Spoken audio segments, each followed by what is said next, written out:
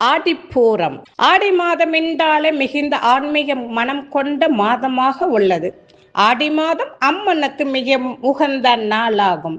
ஒவ்வொரு மாதத்திலும் பூர நட்சத்திரம் வந்தாலும் ஆடி மாதத்தில் வரும் பூர நட்சத்திரம் மிகவும் சிறப்பு வாய்ந்ததாகும்.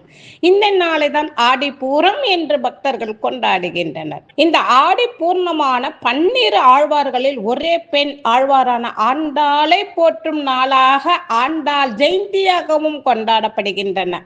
மகாலட்சுமியின் அவதாரமாகவே ஆண்டாள் போற்றப்படுகின்றார். அந்த ஆண்டாள் ஆடி மாதத்தின் பூர நட்சத்திரத்திலே அவதரித்ததாக கருதப்படுகின்றன. சிவபெருமானுக்கு உகந்த திங்கட்கிழமைகளில் ஆடிப்பூரம் வருகிறது. அதாவது நாளை ஜூலை 27 மாலை 6:55 மணிக்கு பூர நட்சத்திரம் பிறக்கின்றன.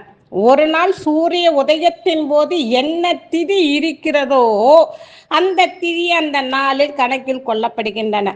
அதன்படி 28 சூரிய உதயத்தில் தான் பூர நட்சத்திரம் கணக்கில் வருகிறது. இதனால் ஆடிப்பூரம் வரும் 28 தான் கணக்கில் கொள்ளப்படுகின்றன. பூர நட்சத்திரம் 27 தொடங்கி 28 இரவு 8 மணி வரை உள்ளன. இதில் இன்னொரு சிறப்பு என்னவென்றால், சிவபெருமானுக்கு மிக உகந்த நாளான திங்கட்கிழமை மட்டுமன்றி விநாயகருக்கும் உகந்த சதுர்த்தி திதியிலும் வருகிறது. சிவன், விநாயகர், ஆண்டாள் ஆகிய 3 பேருக்கு உகந்த நாளாக இந்த நாள் வருகிறது. திருமாலை போற்ற 12 ஆழ்வார்கள் ஒரே ஒரு பெண் ஆழ்வாரான ஆண்டாள் அவதரித்த நாளாக இந்த நாள் கருதப்படுகின்றன. ஆனால் ஆண்டாள் ஜெயந்தியாகவும் கொண்டாடப்படுகின்றன. ஆடிப்பூர நன்னாளில் தான் தேவலோகத்தில் அனைத்து தேவியருக்கும் வளைகாப்பு விழா நடத்தப்பட்டதாக புராணங்கள் கூறப்படுகின்றன. பங்குனி உத்திரத்தில் சிவபெருமானுக்கும் பார்வதி தேவிக்கும் திருமணம் நடைபெற்ற பிறகு இந்த வளைகாப்பு விழா நடப்பட்டதாகவும் ஒரு ஐதீகம் உள்ளது. மேலும் இதே நாளில் தான் பார்வதி தேவி பூமியில் தோன்றி பக்தர்களுக்கு அருள் பாலிப்பதாகவும் புராணங்கள் கூறப்படுகின்றன. ஆடி மாதமே அம்மனுக்கு மிகுந்த உகந்த மாதமாக கொண்டாடப்படும் நிலையில் ஆடிப்பூரம் அம்மனுக்கு மிகவும் உகந்த நன்னாளாக கொண்டாடப்படுகிறது.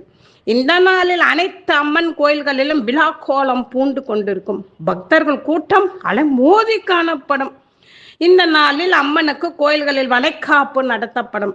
அந்த வளைகாப்பில் சாற்றப்பட்ட வளையல்கள் திருமணமான பெண்களுக்கு பிரசாதமாக வழங்கப்படுகின்றன.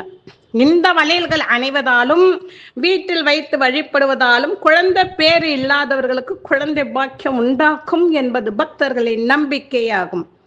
மேலும் ஆடிப்பூர நன்னாளில் அம்மனுக்கு காய்கறிகள், பழங்கள், பூக்கள் வைத்தும் சில இடங்களில் ரூபாய் நோட்டுகள் வைத்தும் அலங்காரம் செய்யப்படுவது வழக்கமாகும்.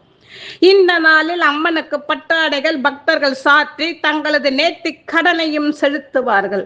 சிறப்பு அர்ச்சனைகளும் பூசைகளும் நடக்கும். தமிழ்நாட்டில் உள்ள அனைத்து அம்மன் கோயில்களுக்கும் இந்த நாளில் பக்தர்கள் கூட்டம் அலைமோதும். இத்தகைய சிறப்பு வாய்ந்த இந்த ஆடிப்பூர நன்னாளில் நாமும் கோயிலுக்கு சென்று அம்மன் அருளை பெறுவோமாக. திருச்சிற்றம்பலம்.